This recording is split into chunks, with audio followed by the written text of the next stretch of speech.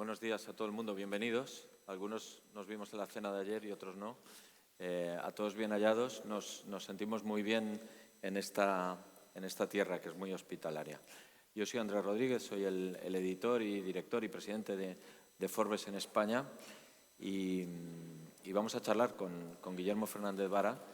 Esta conversación está en directo, pero por nuestra experiencia tiene luego mucho consumo a demanda y tiene también muchas visualizaciones fuera de nuestro territorio.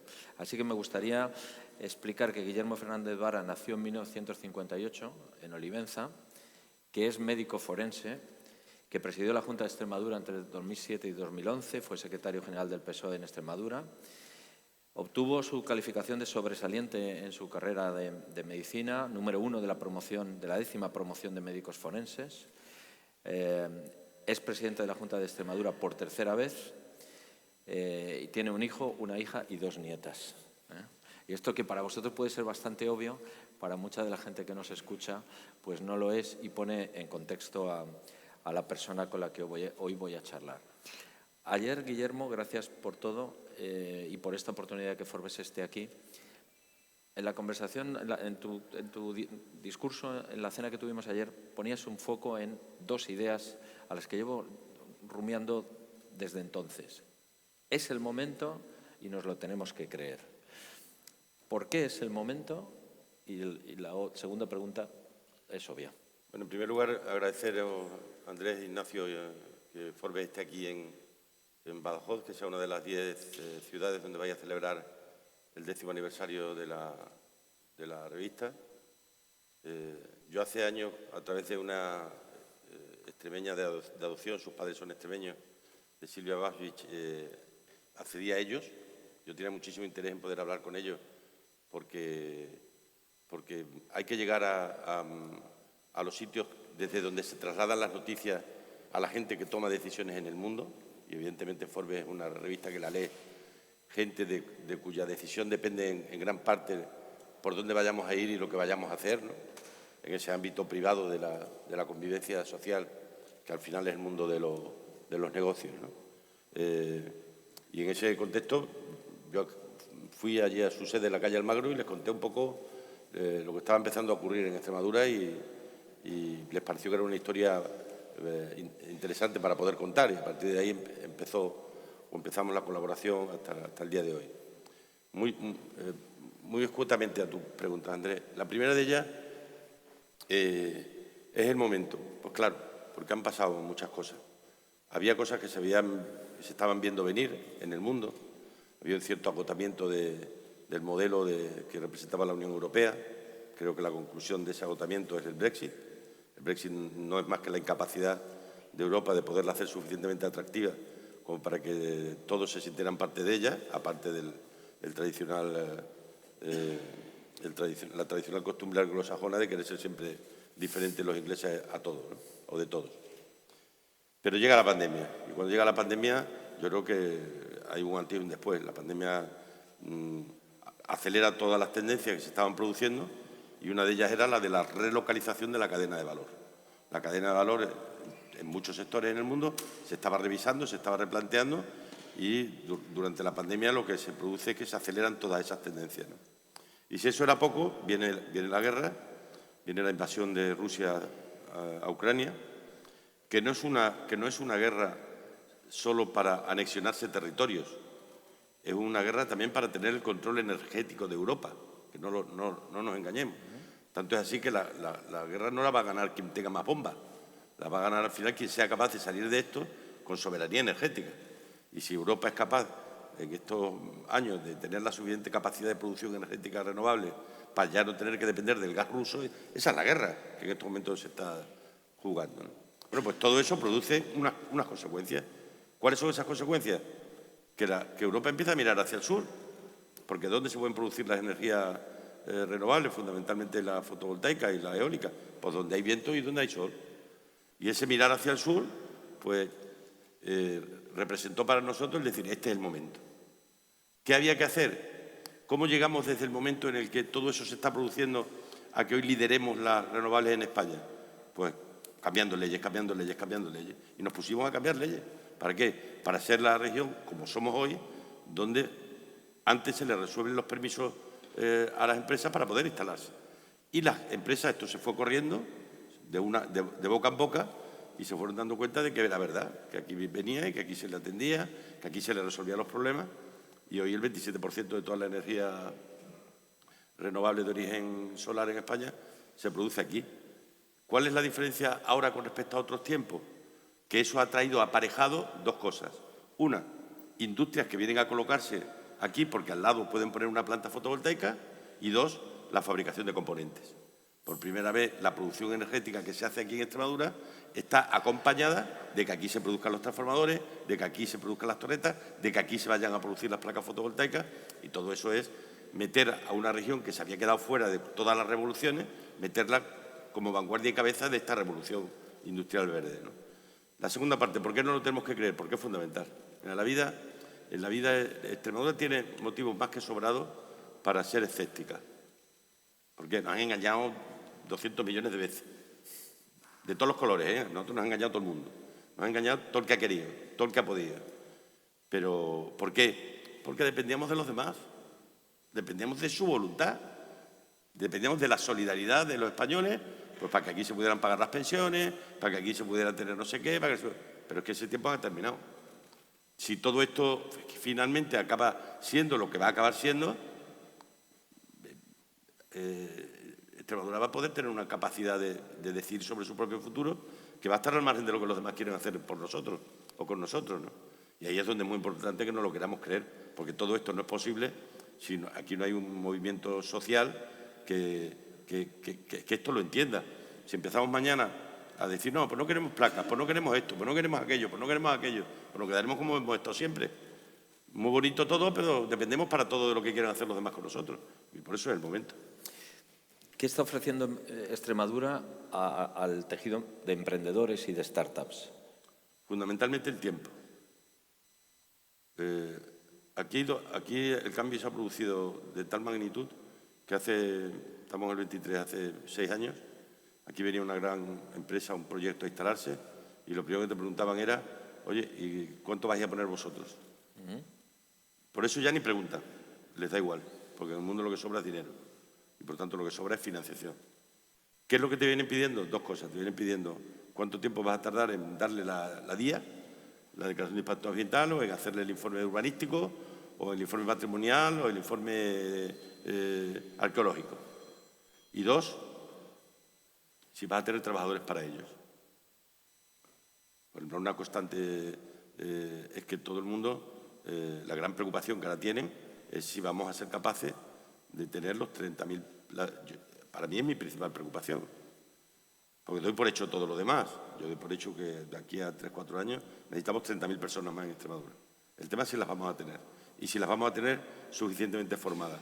Y a eso es a lo que hay que dedicarse, porque lo que quieren las empresas son soldadores, y electricistas, y ingenieros electrónicos, y expertos en marketing digital.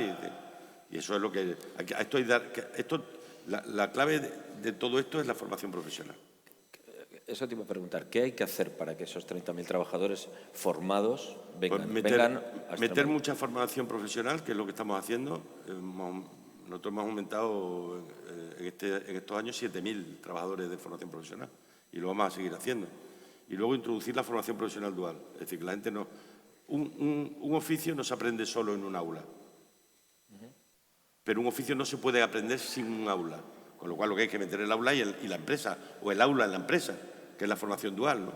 Y eso es a lo que nos tenemos que entregar. Y, desde luego, la clave de los próximos 2 años es una gran inversión. Tenemos 800 millones para ello, de euros, en formación de capital humano, para que todo ese empleo más cualificado lo podamos ofrecer sin ningún problema.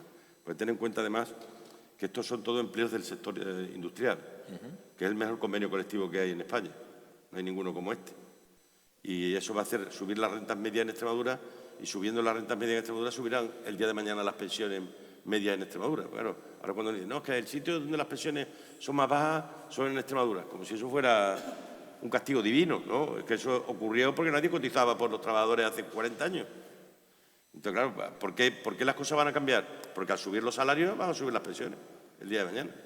Esos son los retos de los nuevos sectores. ¿Cómo está reaccionando el sector tradicional, el que siempre estuvo aquí, el que no se fue? Con tecnología.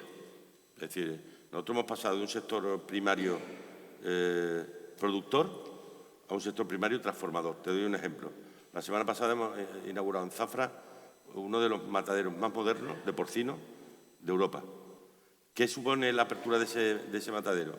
Por cierto, algo inusual en el mundo del sector primario ganadero es que lo han construido 7 empresas diferentes, juntas, 5 de aquí y 12 fuera.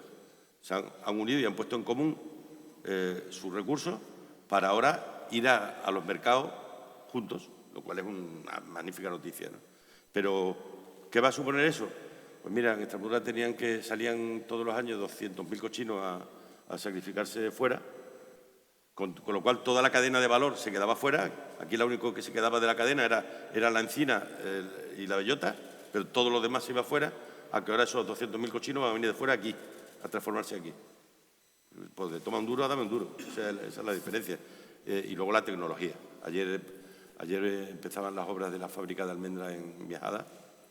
Es una empresa vasca catalana que viene a Extremadura y además con 8 apellidos vascos y 8 apellidos catalanes de toda la vida, que vienen aquí a acordar con un grupo de agricultores extremeños trabajar juntos durante los próximos 30 años, lo cual le da una estabilidad al campo, que es lo que el campo necesita enorme, para fabricar un producto que hoy día es de los más cotizados en el mercado. ¿Cómo? Porque van a meter mucha tecnología en todo el procesado de la almendra, que va a permitir pues, a los americanos darles lo que quieren, a los alemanes darles lo que quieren, a los ingleses darles lo que quieren, a base de tecnología. ¿A qué ritmo va esta región en la implantación de tecnologías limpias y energía limpia? Nosotros estamos en estos momentos, lo digo sin ningún miedo a equivocarme, nosotros estamos en condiciones de cuando acabe este proceso, ser no solo líderes, sino muy líderes de todo el proceso de implantación de renovables en España. Somos la primera región que va a tener un centro de investigación en almacenamiento energético, que al final, Andrés, es la clave, no nos engañemos.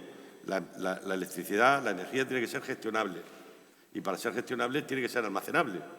Si no, al final tú puedes tener mucha capacidad de producción, pero a determinadas horas no tienes cómo hacerlo. Y ahí es donde va a ser, yo creo, una punta de lanza para nosotros muy importante. Tengo que preguntar por la red ferroviaria, el ferrocarril y cuál es su visión al respecto. Pues que nos han engañado muchas veces. Hay mucha gente que le prometió a esta tierra un tren y no lo trajo. Hay algunos que no trajeron ni siquiera presupuestos para poderlo hacer. Ahora llevamos unos años en los que se han invertido 1.700 millones de euros, lo cual ha permitido prácticamente, pues desde Navalmoral de la Mata hasta Badajoz, va a ser el año que viene plataforma de alta velocidad, ya lo es desde Plasencia, pero eso había que electrificarlo. Y ahora ya se ha electrificado. El mes que viene empiezan ya en prueba con la electrificación, con lo cual aquí va a haber un escenario de los entornos del final del año que viene, en que desde Navalmoral hasta Extremadura se podrá venir en alta velocidad pura y dura, sin ningún otro apellido. Y eso yo creo que es una buena noticia. Lo que pasa es que llega 20 años tarde, después de que el primero que habló de que iban a haber ave en Extremadura nos engañó. Después de ese vino otro y nos engañó. Otro y nos volvió a engañar. Y otro y nos engañó. Y entonces tenemos motivos más que suficientes a no creernos ya nada de nadie hasta que no lo toquemos como Santo Tomás con las llagas. ¿Tiene alguna previsión de cómo puede cambiar esta tierra cuando el tren llegue, primero con la alta velocidad? Lo está haciendo. Mira, nosotros en el transporte aéreo hemos pasado de 0 pasajeros en el año 2015 a una media de 75-80.000 ahora, que van y vienen. Ya hay avión ida y vuelta a Madrid en el día, por la mañana y por la tarde, ¿no? Hay avión 5 días en semana, 4 días en semana a Barcelona. Hay aviones ya a Palma. Estamos trabajando por la posibilidad de que haya aviones a algunas capitales europeas, porque hemos detectado que el 33% de la gente que viene a Extremadura en el avión desde Madrid ha llegado desde otros países a Madrid. Entonces, para la posibilidad de hacerlo. En el tren, a pesar de los problemas que ha habido, el uso se ha incrementado de manera notable, porque es verdad que no tarda el tiempo que queremos que tarde, pero también es verdad que ahora tarda 4 horas y antes tardaba 6. Y es verdad también que aunque haya incidencia, hay muchos días que no hay incidencia, ¿no? Pero en cualquier caso, lo que de verdad nos va a cambiar, a ti el llegar 1 hora antes a los sitios te puede resultar muy cómodo, pero no te cambia la vida. Lo que te cambia la vida es que las empresas que se instalen aquí puedan llevar sus productos a todos los puertos de la península ibérica. Y eso ya está siendo posible. De hecho, sería inimaginable que se fueran a fabricar en Extremadura baterías, condensadores o semiconductores si no hubiera la posibilidad de meterlo en un apeadero ferroviario y mandarlo a todos los puertos de España. Y eso sí que realmente nos cambia la vida. Le voy a hacer una pregunta. Cuando mira a sus vecinos, ¿qué le gusta de cada uno? O sea, ¿qué le gustaría de Portugal? ¿Qué le gustaría de Andalucía? ¿Qué le gusta cuando mira a Madrid? Bueno, yo la verdad es que hace ya bastante tiempo que miramos mucho hacia adentro, ¿eh? Es verdad que las grandes decisiones se toman en Madrid y por eso yo sigo yendo todos los lunes, como bien sabes, a Madrid a hacer multitud de reuniones, de las que han salido muchas de las cosas que estamos pudiendo desarrollar ahora. De Portugal, el culto que le rinden a la buena educación, que en la vida es fundamental.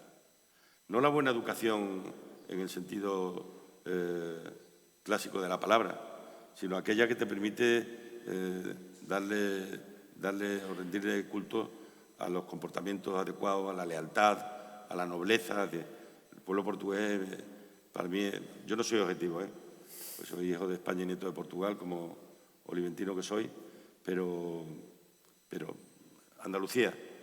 Mira, yo a veces, y esto se lo he dicho a varios presidentes andaluces, digo, a vosotros yo es que no os puedo entender, porque lo tenéis todo, lo tienen todo. Tienen 2 ciudades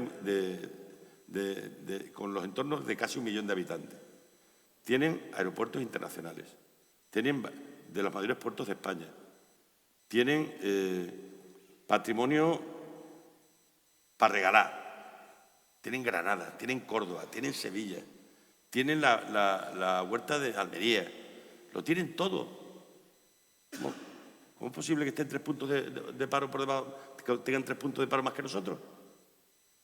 Que estamos en el interior.